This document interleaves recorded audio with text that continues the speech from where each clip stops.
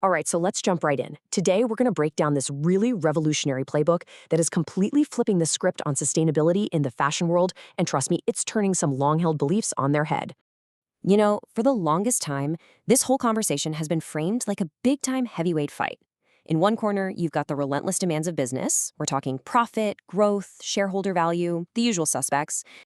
And then, in the other corner, you have the absolute critical need for sustainability, protecting our planet and its people. So the question that's always on the table is, who's going to win? It feels like someone has to lose, right? Well, what if that whole idea is just wrong? What if we've been looking at this as a fight when it never was one to begin with? It might be time to meet the new dream team. That's right. The playbook we're digging into today makes this incredible argument. This isn't a conflict at all. In fact, it's the opposite. Business goals and sustainability are actually becoming powerful allies. They really need each other to thrive. Okay, I know what you're thinking. That's a pretty bold claim. It sounds nice, but is it just wishful thinking? Well, it's actually backed by some seriously compelling data. You want proof? Let's look at the numbers. And boom, here it is. This is the hard evidence. An 8-year study from Kroll found that companies leading the pack on sustainability aren't just doing good, they are doing really well. They saw an average annual return of 12.9%, while the companies lagging behind, only 8.6%. That's a massive performance premium. The numbers really don't lie. So here's the key takeaway, and it's a big one. Sustainability actually gives businesses new ways to be more efficient, more resilient, and ultimately more profitable. And on the flip side, business provides the engine, the power, to scale these sustainable ideas from a small project into the new global standard. One just can't hit its full potential without the other. Okay, so how do you actually get this dream team to work?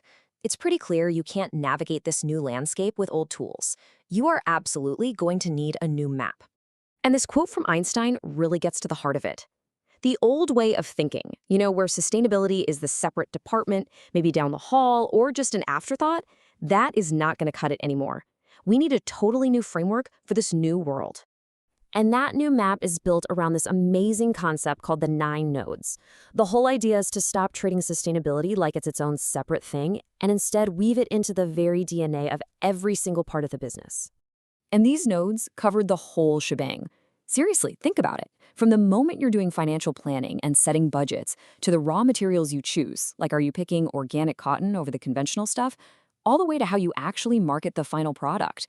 Every single one of these steps is a huge opportunity to drive business value and have a positive impact.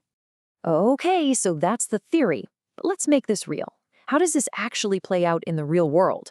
And to do that, well, you just have to follow the money. Let's see this playbook in action. It all starts right here with the very first node. Because, let's be honest, money talks. Financial and business planning is where the big strategic decisions are made, it's where investments are directed, and it's where incentives are created. This one function has the power to shape everything else that happens down the line. And here is where it gets really cool. This table connects the dots perfectly. We're not talking about some abstract, fuzzy goals. We are talking about tying sustainability directly to the classic retail KPIs, key performance indicators that every CFO is obsessed with. So you want to improve your gross margin? Easy. Invest in technology that reduces waste. You need to grow your net sales? Explore circular business models like resale. You see? It's a direct, measurable line from doing good to doing well. So at the end of the day, the goal here is to completely reframe the entire conversation. Sustainability stops being a cost center or just another box you have to check for compliance. When you bake it into your operations, it becomes this incredibly powerful engine for innovation, for efficiency, and for creating real value. This framework is huge. It's powerful, but it leads to a really important question. It's not just about what a company can do as a whole. It's about what every single person inside that company can do. So what's your role in all of this? And honestly, this might be the most empowering message in the whole playbook. It doesn't matter if you're in the C-suite or on the design floor, if you work in logistics or in marketing. Your decisions matter. You have a real ability to make a difference, right from where you're sitting.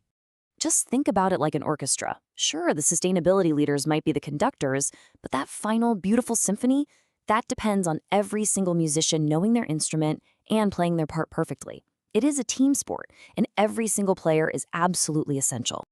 And that's really what we want to leave you with. This isn't just some high-level playbook for CEOs. It is a call to action for every single one of us. So the question is this: when you look at your own role, your own team, your own instrument in that orchestra, what can you do differently tomorrow?